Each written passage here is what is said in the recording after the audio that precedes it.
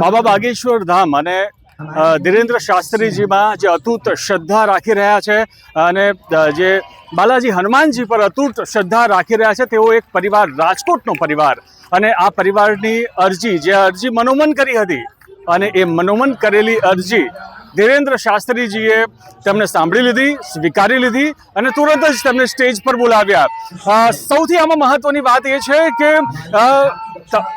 Stage ઉપર તો ઘણા બધા ભક્તોને બોલાવે છે, પરંતુ ભાગ્યે જ કોઈ નસીબવાળા એવા હોય કે જેમના ઘરે આવવા માટે, ચા પીવા આવવા માટે બાબા બાગેશ્વર એટલે કે ધીરેન્દ્ર શાસ્ત્રીજી સામે ચાલીને તેમને કહે કે હું તમારા ઘરે આવીશ અને ચા પીશ। તેવો જ આ પરિવાર છે, તેમની સાથે સીધી વાત કરીએ। બેન, શું નામ આપનું? આપ ક્યાં રહો છો? પાયલબેન ચિરાગભાઈ અગ્રાવત છે મારું નામ, અને હું રેલનગર વિસ્તારમાં રહું છું। તમે વિચાર્યું હતું કે તમારો નંબર લાગશે? ના, વિચાર્યું નહોતું, પણ મનમાં સ્મરણ કરતી હતી ને બાબા હાટુ, ભાઈ મારો ભાઈ, હું માનું છું બાબાને, અને રાખડી લઈને આવી હતી। મેં તો દરબારમાં લઈને બેઠી હતી, સ્મરણ કરતી હતી જય બાગેશ્વરાય નમઃ, અને બાબાએ કહી દીધું કે બાબો જ બેઠો છે ને બેન બેઠી છે, પેટીમાં લઈને આવ્યા છે, એટલે પેટીમાં મેં રાખડી લઈને આવી હતી હું। કેટલા સમયથી તમે ઈચ્છા વ્યક્ત કરી હતી કે મારે બાબાજીને મળવું છે, અને એના માટે શું સંકલ્પ કર્યો તમે? 3 વર્ષ પહેલા પણ આવ્યા હતા, ત્યારે પણ મારી ઈચ્છા વ્યક્ત કરી હતી, અને આ વખતે તો મનોમન મેં સ્મરણ કરી લીધા હતા કે મને બોલાવશે, તો સાચે જ બાબાએ મને બોલાવી। પ્રસાદ પણ કંઈક બનાવી લાવી? હા। શું પ્રસાદ બનાવ્યો હતો? પ્રસાદ બનાવતા વખત શું ભાવ રાખ્યો હતો આપે? એમાં એ આંબલીની ગોળી હતી, ખાટી મીઠી આંબલીની ગોળી, ભાઈને બેન દે ને એ। પણ કંઈક અલગ જ દ્રશ્ય આજે સ્ટેજ પર જોવા મળ્યું। બાબા તો ઘણા બધા ભક્તોને મળે છે, પરંતુ તમારા હાથે બાબાએ જે તમને રાખડી બાંધવાનું કહ્યું તો આપને બેન બનાવ્યા, ગુરુ દક્ષિણા આપી? હા, દક્ષિણા આપી મને 1500 રૂપિયા બેન તરીકે। શું કરશો એ પૈસા? હવે એ મંદિરમાં રાખીને એની પૂજા કરીશ, મારા માટે તો પ્રસાદી જ કહેવાય ને। બરાબર છે।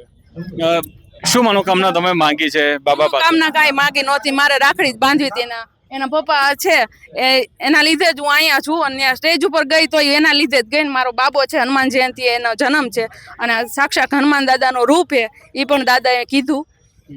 અરે વાહ, શું વાત છે! હનુમાન જયંતિનો જન્મ, શું નામ છે? પ્રચલ। પ્રચલ, કેવું લાગ્યું? બાબાજીએ તમને બોલાયા? હા।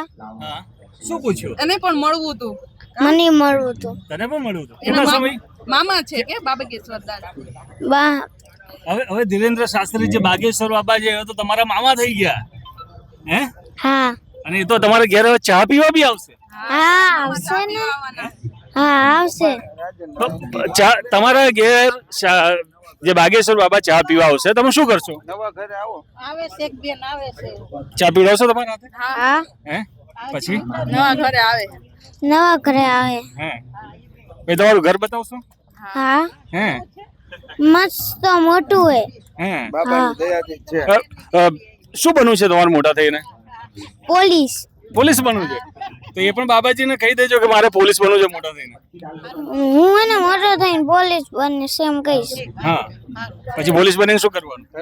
બધાને પકડવાના। કોને પકડશો? ચોરને ને એને। હે? અરે વાહ, સરસ। શું નામ છે આપનું અને કેવું રહ્યું આજનું? મારું નામ છે ચિરાગ અનિલભાઈ અગ્રાવત। બેઝિકલી હું રાજકોટ રહું છું, અને મને ખુદને ખબર નહોતી। હું તો મીડિયામાં કામ કરું છું, સોશિયલ મીડિયાનું, અને મારા ઘરનાની અરજી લાગી એટલે મને એમ કે કોઈક બેનની પ્રસાદી સ્વીકાર થઈ, તો આ 2 જણા ત્યાંથી નીકળ્યા એટલે મને કે હાલો આપણો નંબર લાગ્યો। મેં કીધું બને જ નહીં એમ। પછી બાબાએ મને આશીર્વાદ આપ્યા, અને આમને ઘરેથી કરી હશે રાખડી, એ મને ખબર નહોતી કે આ રીતનું બન્યું। ઘરેથી રાખડીની માનતા હશે કે એવું કઈ મને નહોતી ખ્યાલ। તમને અંદરથી ભાવ હતો, કંઈક એવું ઇન્ટ્યુશન હતું કે તમારો નંબર લાગશે? એવો ભાવ એવો હતો કે હું મીડિયામાં હતો ને, તો 2-3 મીડિયા કર્મીઓને બોલાવ્યા ને, તો મને એમ હતું કે મારી અરજી લાગે તો બહુ સારું, પણ હનુમાનજીનું સ્મરણ કરતો હતો બેઠો બેઠો, તો ઘરના નહીં લાગી। આપણે વિચાર્યું નહોતું, પણ આ તો બાપ છે ભાઈ, તારે કરી શકે ઈ. શું ઈચ્છા વ્યક્ત કરી અને શું સંકલ્પ? મારે તો ભગવાન પાસે એટલી જ દાદા પાસે પ્રાર્થના હતી કે ભાઈ જે બધાને હારા નરવા રાખે, સમાજનું કલ્યાણ કરે, ઘર પરિવારનું આરોગ્ય સારું રાખે, બાનું વાઈફનું છોકરાનું બધું શાંતિથી હાલે. આપણે ધન દોલત નહીં, શાંતિથી જીવી એ ઘણું છે. અહીંયા સૌરાષ્ટ્રમાં બહુ પ્રચલિત શબ્દ છે મોરે મોરો. આ શબ્દ પણ તમે વાપર્યો. મોરે મોરો એટલે કે હું ઘણા દિવસથી મીડિયામાં જોતો આવતો હતો કે ભાઈ ઘણું લોકો નેગેટિવ કહેતા હતા. આ મારો પર્સનલ સાક્ષાત અનુભવ થયો કે ભાઈ મેં વિચાર્યું નહોતું, એટલે મેં કીધું લોકોને તમે દિલથી અરજી કરો, તમારું કામ થશે. કારણ કે આ મારું કામ થયું છે એટલે હું કહું છું, જેન્યુન વાત છે. ઘણા લોકો જે આલોચકો છે કહી રહ્યા છે કે બાબા અંધશ્રદ્ધા ફેલાવો. તો હવે કેવું છે કે બધાના પોતાના વિચાર, મારી શ્રદ્ધા છે, મારું કામ થાય છે. હું એવું માનું છું કે સાહેબ 12 વર્ષ તમે પથ્થરની પૂજા કરો ને સાચા મનથી તો એ તમને વરદાન આપે. આ દુનિયામાં કળિયુગમાં સાક્ષાત હનુમાનજી મહારાજ અજર અમર છે. એટલે તો બાબાએ પૂછ્યું મોરે મોરો શબ્દ એટલે શું? એ તો મને નથી ખબર. મોરે મોરો તમને નથી ખબર સાહેબ? જરાક કેમેરો આ બાજુ ફેરવો. સાહેબ ને મોરે મોરો હું જઈ નહીં ખબર નથી. તો જ્યારે ચિરાગભાઈએ શબ્દ વાપર્યો મોરે મોરો, ત્યારે ધીરેન્દ્ર શાસ્ત્રી જે બાબા છે તે પણ અચરજ પામી ગયા કે આ શબ્દ શું છે, અને શબ્દનો અર્થ પૂછ્યો ત્યારે તેમણે આ શબ્દનો અર્થ પણ સમજાવ્યો. ત્યારે હવે જે પ્રકારે અહીંયા તેમણે બાબાના દર્શન કર્યા છે, ખૂબ જ પ્રભાવિત થયા છે. આ ઉપરાંત ખૂબ જ વિશેષ આશીર્વાદ તેમને મળ્યા છે, તેમના પરિવારને મળ્યા છે, અને અહોભાગ્ય એમનું છે કે બાબા ધીરેન્દ્ર શાસ્ત્રીજી હવે તેમના ઘરે જશે, તેમના ઘરે જઈને ચા પણ પીવાના છે, આશીર્વાદ આપશે.